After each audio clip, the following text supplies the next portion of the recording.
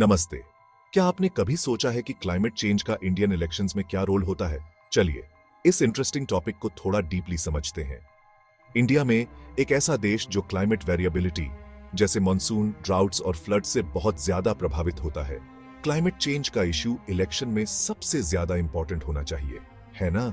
हैरानी की बात है कि यह उतना सिंपल नहीं है जितना आप सोचते हैं। चलिए बेसिक्स से स्टार्ट करते हैं। इंडिया दुनिया में ग्रीन हाउस गैसेस का सबसे बड़ा इमिटर है, फिर भी per capita emissions developed countries से काफी कम है। यह इंटरनेशनल क्लाइमेट डिस्कशंस में इंडिया को एक यूनिक पोजीशन में रखता है, जहां इकोनॉमिक ग्रोथ और एनवायरमेंटल सस्टेनेबिलिटी के बीच बैलेंस बनाना होता है। अब जब इलेक्शंस की बात आती है तो क्लाइमेट चेंज का burning issue economic development, job creation और इंफ्रास्ट्रक्चर जैसी ज्यादा इमीडिएट कंसर्न्स के पीछे छिप जाता है। कई वोटर्स के लिए ये इश्यूज ज्यादा पर्सनल लेवल पर मैटर करते हैं। हालांकि इसका मतलब यह नहीं है कि क्लाइमेट चेंज पूरी तरह से रेडार से बाहर है। Indian political platforms green policies को शामिल जरूर करते हैं, लेकिन ये अक्सर ब्रॉडर इकोनॉमिक इनिशिएटिव्स में लिपटे हुए होते हैं।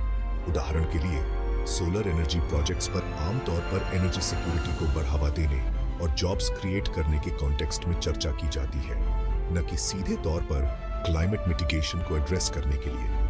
इसके अलावा रीजनल पार्टीज कभी-कभी नेशनल पार्टीज से ज्यादा एनवायरमेंटल इश्यूज को हाईलाइट करती हैं, खासकर उन एरियाज में जो सीधे तौर पर एनवायरमेंटल डिग्रेडेशन से प्रभावित होते हैं। उदाहरण के लिए कोस्टल रीजन्स में राइजिंग सी लेवल्स और बढ़ती हुई cyclonic activity local political movements को क्लाइमेट रेजिलियंस स्ट्रेटजीज पर फोकस करने के लिए प्रेरित कर सकती है। लेकिन यहाँ एक ट्विस्ट है। मेन स्ट्रीम पॉलिटिक्स में एक strong focused climate change narrative की कमी के बावजूद इंडिया में नॉन गवर्नमेंटल ऑर्गेनाइजेशंस और यूथ मूवमेंट्स ज्यादा मजबूत एनवायरमेंटल पॉलिसीज के लिए जोर दे रहे हैं। ये ग्रुप्स इंक्रीजिंगली इन्फ्लुएंशियल होते जा रहे हैं, खासकर यंग वोटर्स में, और फ्यूचर इलेक्शंस में क्लाइमेट इश्यूज को और ज्यादा सेंट्रल बनाने का रास्ता बना सकते हैं।